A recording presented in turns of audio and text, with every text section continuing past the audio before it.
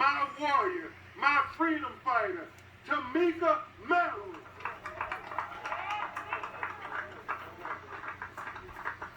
No justice. No peace. No justice. No peace. No justice. No peace. No justice. No peace. And if there ain't gonna be no justice, there ain't gonna be no peace.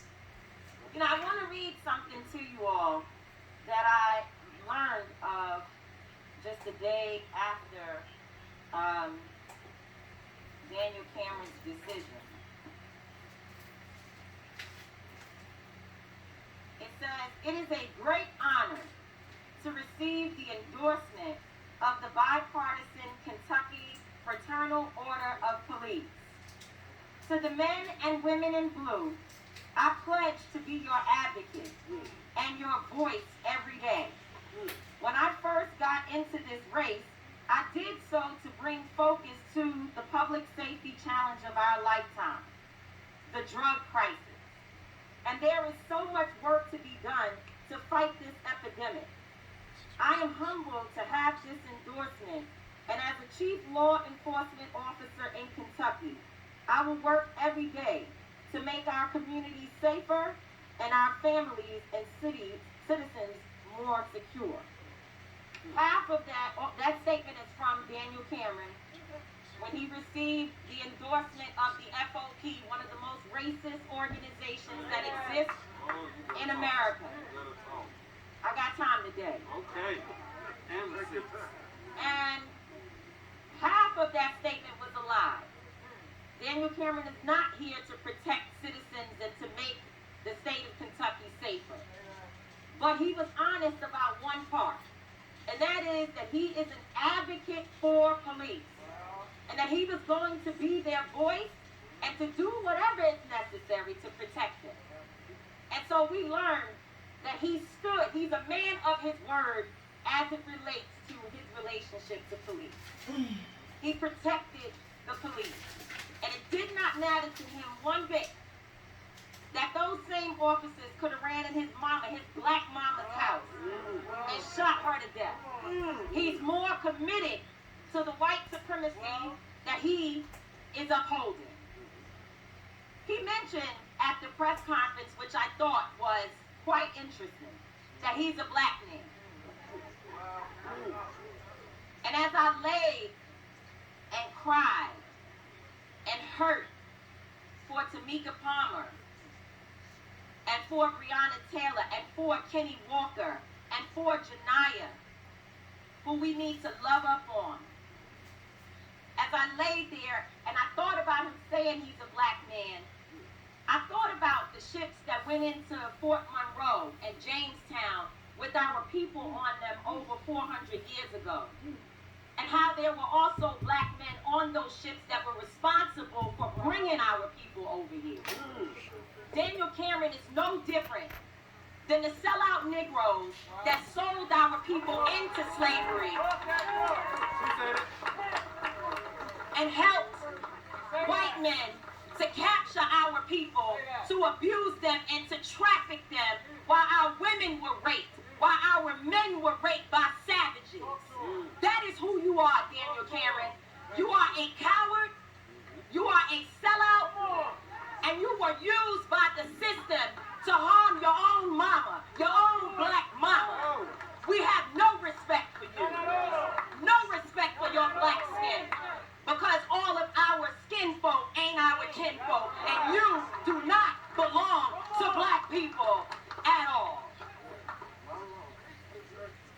We learned that on the same exact day that this announcement came out, it was the day that in September of, I forget the year, 1955,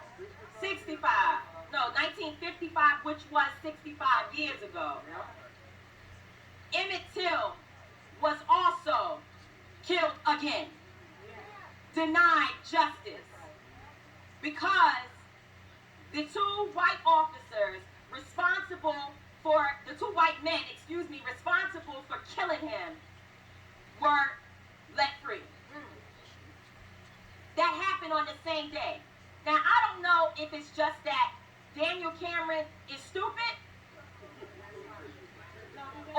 he is very, very, very clear about history and made a decision to wait 6 months and come forward with this announcement, this garbage that we received on the exact same day that Emmett Till's family received the same result.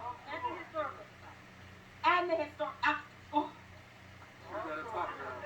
You better talk. You better talk. But I want you to understand how wicked he is.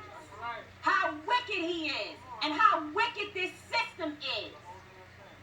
Attorney Sam Aguiar, and I hope I don't get in trouble for this, but I gotta say it. Y'all know I push the envelope too far all the time. That's all right. Attorney Sam Aguiar said he spoke to the Attorney General's office and told them, do not have Tamika Palmer come all the way to Frankfurt, which is an hour drive away, to hear bad news and have to drive back.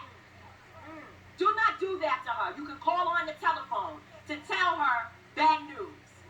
And that wicked man called for her to come there anyway and had this black mama to have to drive home with her sister and her family after hearing that they didn't even mention her daughter's name in the damn indictment process in this grand jury hearing.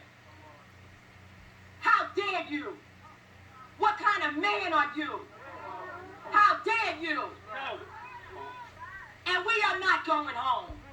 We will make sure that this city is as uncomfortable as it can be, and we intend to travel across the state of Kentucky and make sure that in every corner of this state they know who you are, Daniel Cameron, and who is upholding the system of white supremacy that continues to oppress our people. The last thing we will say is, Mayor Fisher, don't get it twisted. Don't get it twisted. Do not think for one moment that you're going to hide behind a settlement or hide behind reform, that we are happy to see that you actually support it, but it must be implemented, and we have to make sure that that work is done. But the main thing that matters at this point, you can have the National Guard, the Army, the white militia, whoever you want to have here, LMPD, whoever you want to have. Anybody, turn them loose. Tell them, turn them loose. But until you fire those cops, until your investigation returns the results that the police officers who murdered, they said they were mad at me for using the language murder. I said what I said. They murdered Breonna Taylor. And until those officers are fired from this department, I promise you, we will continue to make these streets hot. Now, and today at 5 o'clock, just for anybody who's wondering when to meet us, we're going to be outside. We're going to be outside. And the last thing I want to tell you all is that I'm a visitor, so I observe. And our team, we don't live here permanently, but we temporarily live here, and we observe a lot. So last night, as we broke curfew, because that's what we do, and we prepared for whatever that means, we drove around and we noticed that there were some other people breaking curfew. There was other people breaking curfew.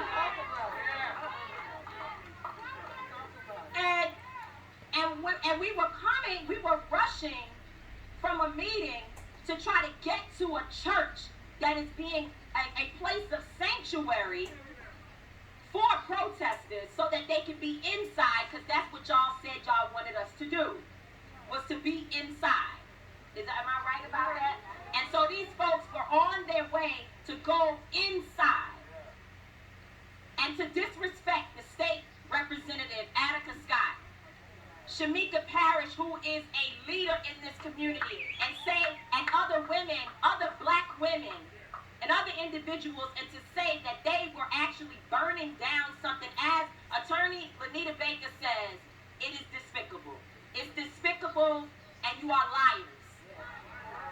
But as I was riding around and we saw all these people in one place at a Shell gas station that is not far from here, Jefferson and First, I was looking, and I said, wait, we got to stop, because is that the police? Is it the military? No, it was the white militia. And it was after 9 o'clock, and they were breaking curfew with me.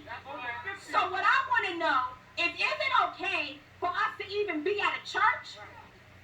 And them, they can be outside, but we can't be at a church. I thought Mayor Fisher said that he wanted the churches and the mosques and other places to open up. Why were they arrested last night, and yet the white militia was allowed to be outside after 9 o'clock? Because they said, listen, Louisville residents, I want you to be clear about what they said. They said that the owner of the Shell gas station, had the white militia on their property to protect them. So they're telling you who they with. So if you continue to go to the Shell gas station as a person, a black person in this city, or any person who claims to support our cause, you got it twisted. You boycott Bathers immediately. We have no reason to go back to that gas station since they are standing with the white militia. And it's on First and Jefferson. And they shot, right, and one of their white employees shot a black man down there the other day.